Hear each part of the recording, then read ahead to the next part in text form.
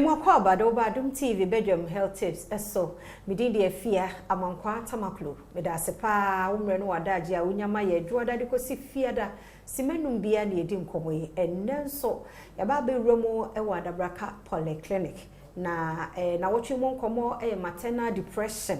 nye easy o tikan ho na yebedi nkomo no be wie no na wahu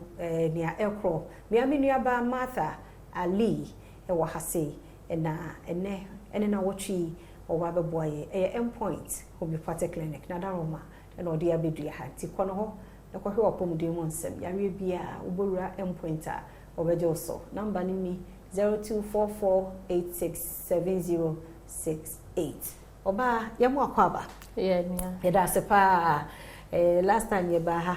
muje yenso ne nenso yasa ba ha biemti yeda se pa na wochi mu si enhwe maternal depression am say wow topic na e good pa depression na no wonye mu kra na che dada na sa nyem na nti any serious issue pa mpacho yenhwe ye ka maternal depression a eno condition be maternal depression a condition bia oba wa fefro ana wawo otimi ekom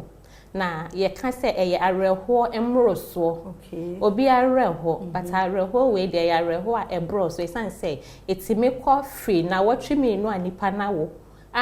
timi ko afe na owom first 5 days ni maternal blues enonko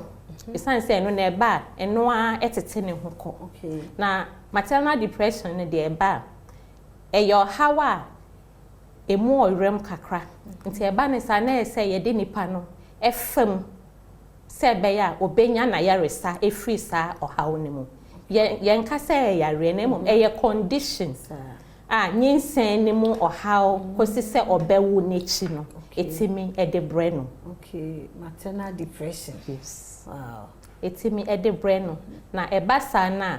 etimi affect ne bibia isan say ontimi ende ne ho enye dia opese oye enam say wakosa condition ni mo eye depression de moment eno no ye ontimi ende ne ho ana say wawo no ena onya sa maternal depression etimi sha ase wonyinsen ni mo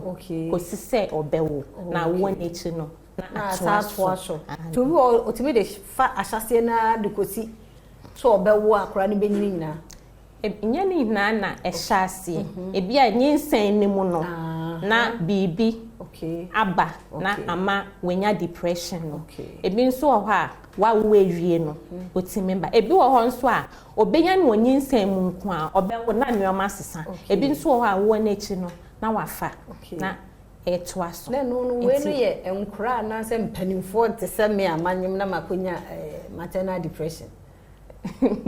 maternal depression ti minya obia enfa ho se we ya babawa ana we ye penny once broni se wo reproductive age ni mu ne de wo betimi enya bi na common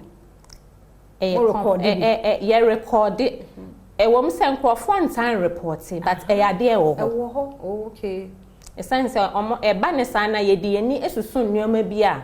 enhyeda ehia nti ya na ye hu ne say eyo how ese ye de ba hospital na ye manage ne otu ti bi hu ofio ya ye de ni ebubu abonten nneoma so obi na ye no na owo ye na obi abehwe ne ba na ode ohaw na ama no ana bia obi mpenasem since ye de ni susu say mental illness in general no ye de ni susu say eduabo ana obi na ye obi bibi but ye mbu ni say eyo hawa dada brabo etimi de breye ye betimi aso na wotwe ye bedi nkomo pa ye da se wabie ni so de ama ye nti no asam na ya bɔ ne tofade ama na wotwe we mu nkomo a ye die no maternal depression nti ka ye ho na ye nto aso fasedama endpoint homeopathic clinic na daroma ena dwumadie ye de ebrewo ochena nkwane ahoden ewo ho a ye besehia